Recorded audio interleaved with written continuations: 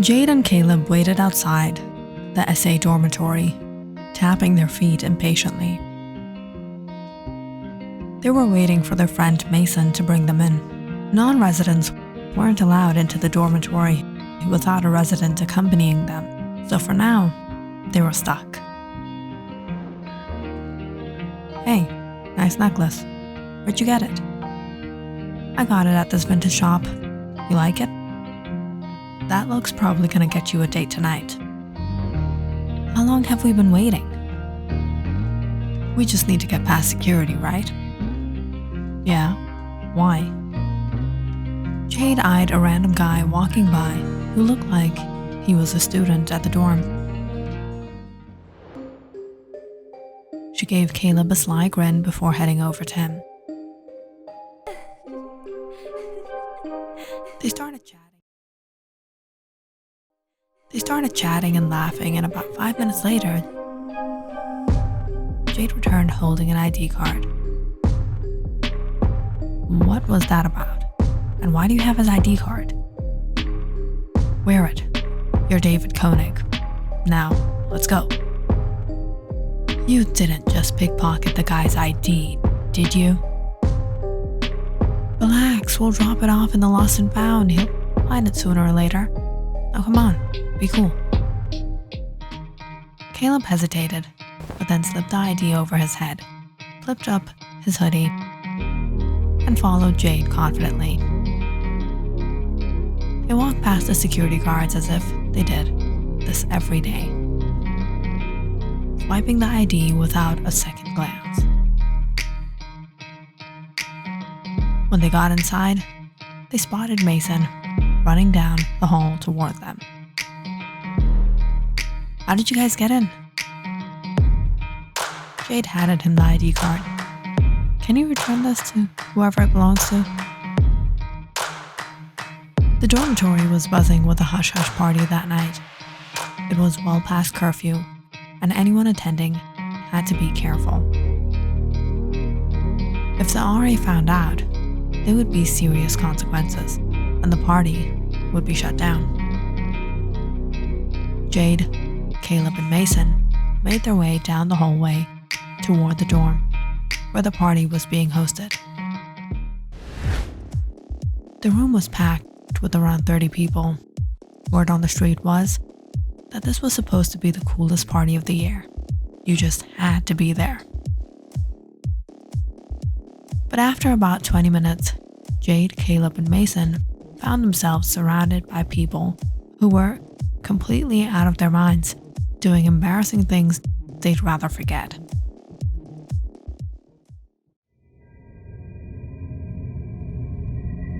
Which had grown dim. It was nearing midnight, and most of the lights had been shut off. The silence in the hallway was almost eerie. Mason turned a corner and started walking ahead, but Jade called out from the other end of the hallway. It's this way, Jade. Come on. Whoa, what's up with all these signs? Jade said, her voice full of amusement. This guy's gotta be a real creep, put all this up on his door. She was staring at the last room at the end of the hall, which was plastered with signs reading off limits. Do not enter.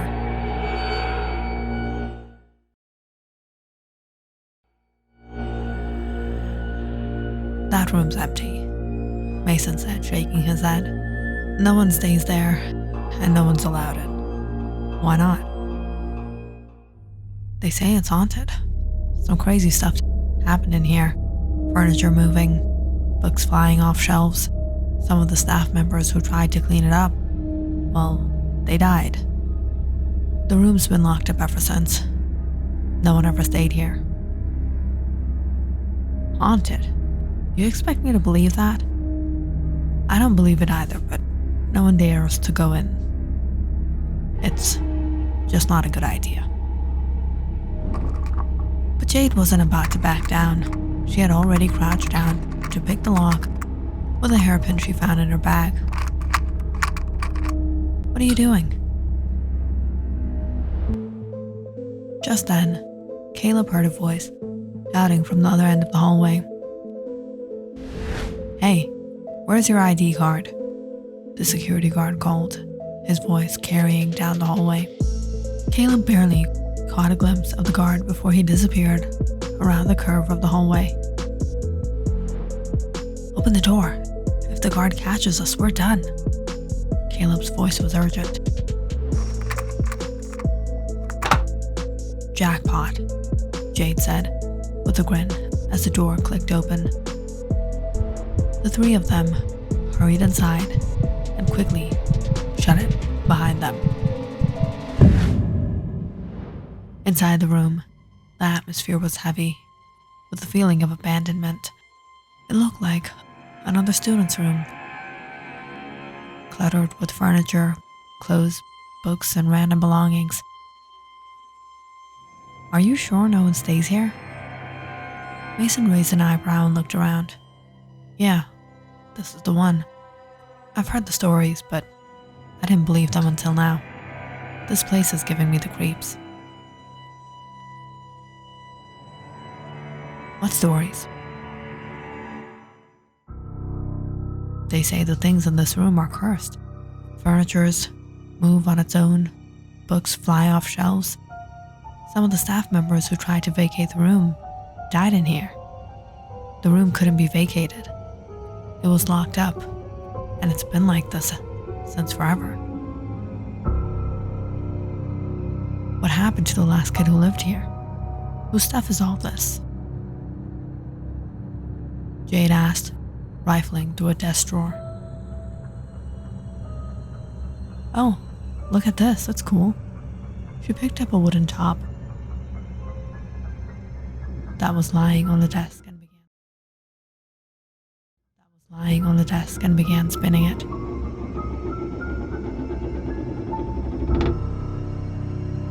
"Don't touch anything, Jade. You never know what will happen in here." "Nothing's gonna happen. Do you actually believe this stuff?" "Doesn't matter what I believe. If the rest of the dorm says it's haunted, I'd rather be safe than sorry." Jade sat down on the bed, folding her arms. "Is anyone in this room with us now? Anyone?" she called out, her voice playful. The room was eerily quiet. Then, after a long pause, Jade and Caleb both burst out laughing. "All right, that's enough. Let's go," Mason said, reaching for the doorknob. Suddenly, there was a strange noise. All three of them froze, staring at the light bulb on the ceiling as it flickered wildly.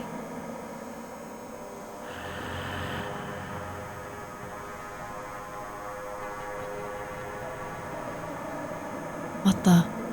Are you serious?" Caleb said, his voice rising in disbelief. "It's just some issue with the electricity," Jade said, trying to brush it off, though she was starting to look uneasy. "Hold on, do you hear that?"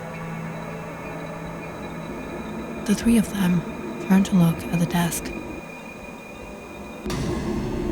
The wooden top that Jade had been playing with was now spinning all on its own, moving across the table slowly.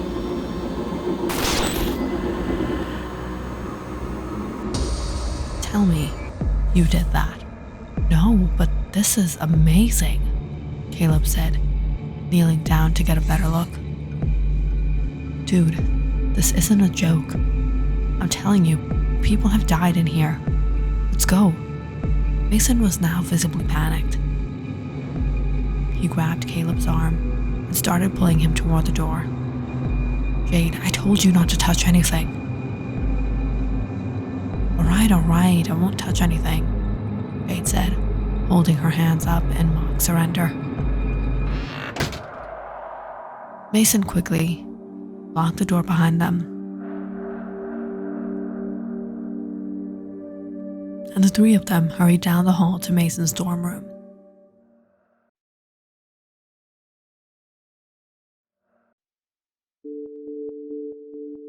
It was really late now, so Jade and Caleb decided to spend the night and leave in the morning. "You think that place was really haunted?" Jade asked, her voice still tinged with curiosity. "We've got to go back. I should have caught that on camera. It would have gone viral," Caleb said, clearly excited by what they just experienced.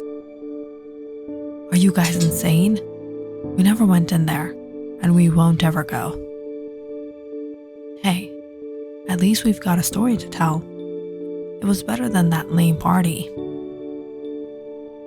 The friends joked and tittered until they all dozed off, the stress of the previous night fading into a deep, uneasy sleep.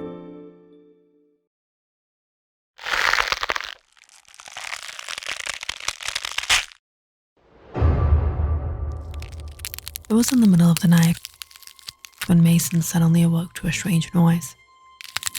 At first, it was a faint, a sharp, cracking sound. He squinted in the dark, unsure whether it was a figment of his imagination.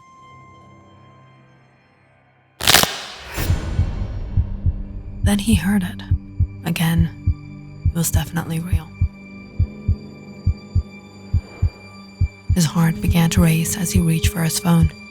He fumbled for the screen and turned on the flashlights, scanning the room. The light flickered across the hall, the walls, the shadows stretching as his pulse quickened, and then he saw her. There, sitting on the bed opposite to him, was Jade, motionless, her eyes wide open and fixed on him. She didn't seem to blink. She wasn't moving at all. Mason froze. His breath caught in his throat. "Jade, what are you doing up?" Mason's voice was hoarse with sleep, but it cracked as he realized something was wrong. It was then that Mason noticed. A chill ran down his spine as he felt the air shift. Jade's body was facing the wall. Her head was completely turned toward him. She wasn't just staring, she was unnaturally staring. His stomach dropped. He gulped hard, trying to shake off the fear creeping up his spine. He couldn't understand what was happening.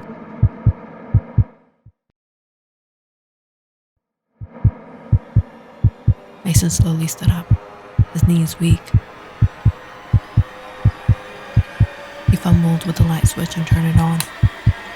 A harsh fluorescent light flickered above, casting eerie shadows across the room. Jade still sat there, her head twisted at an impossible angle. Her vacant eyes locked on him. Mason's mind raced, trying to make sense of it all. "No, no, no, no," Mason whispered, his voice barely audible. He rushed to Caleb's bed and shook him violently. "Caleb, wake up!" Caleb was startled awake.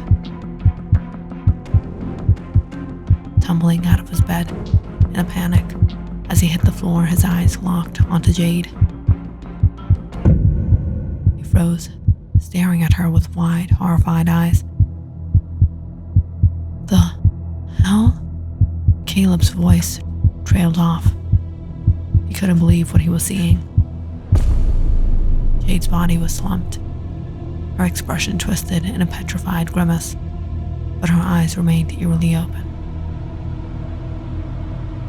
Then, just as they were about to approach her,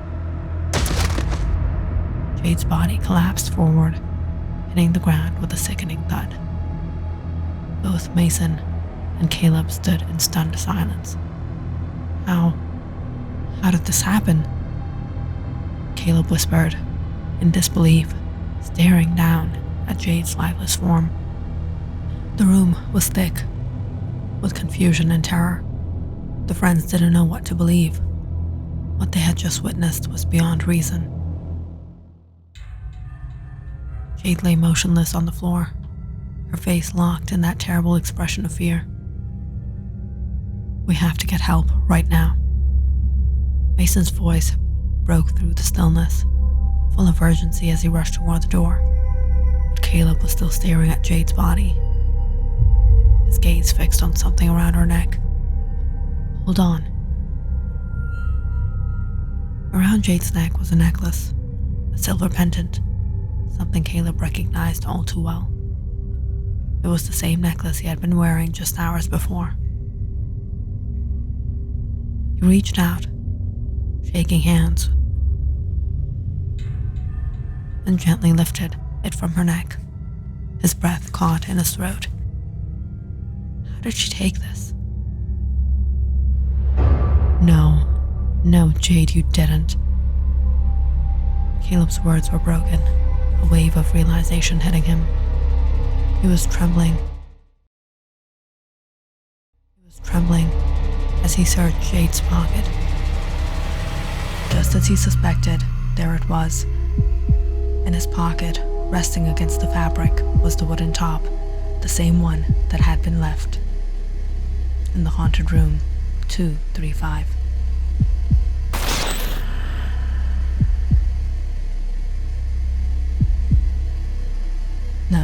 No, this isn't happening. She just couldn't have, Mason muttered, looking down at the top with wide eyes. The two friends stood there, unsure what to do. Their thoughts raced, but fear paralyzed them. They finally decided they had no choice but to call for help. Minutes later, authorities arrived to take Jade's remains away.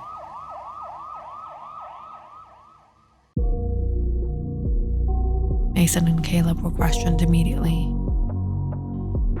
Fearful and disoriented, they blurted out everything they had experienced the night before. The strange occurrences in room 325, the unsettling feeling, the top, the haunting presence they couldn't explain.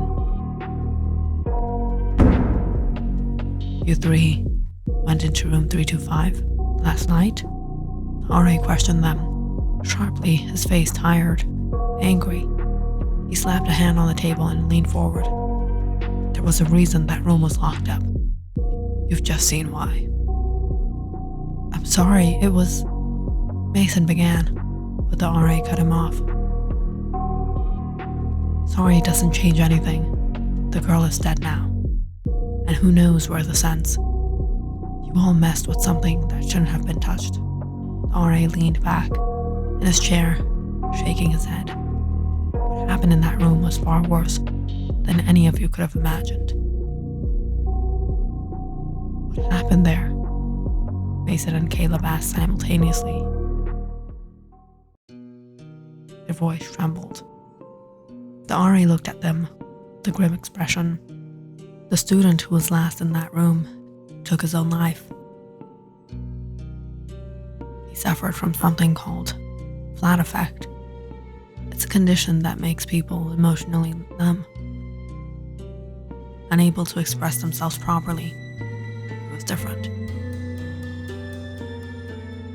He avoided eye contact, spoke in a monotone voice, and rarely interacted with others. The staff found him dead one morning, slouched over his desk. No signs of a struggle. He had taken his own life. But that wasn't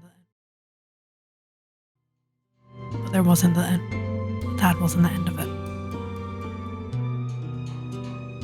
Mason and Caleb listened, horrified as the RA continued.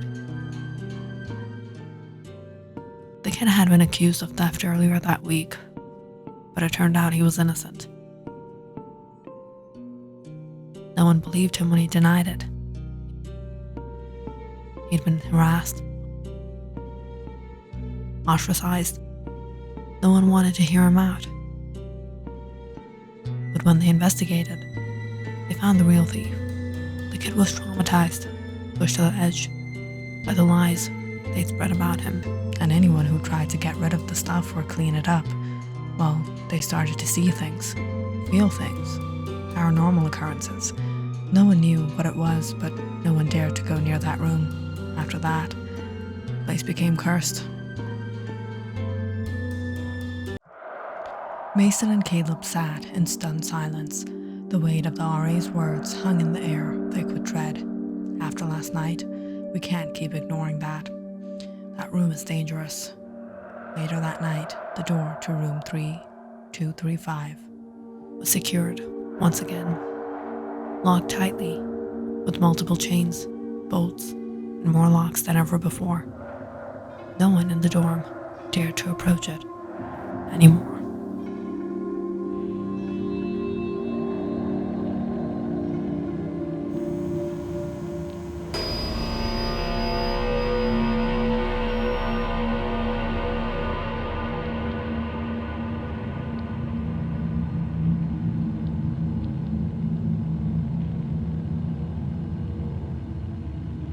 If you enjoyed this story, please like and subscribe to my channel and share this video with your friends and family.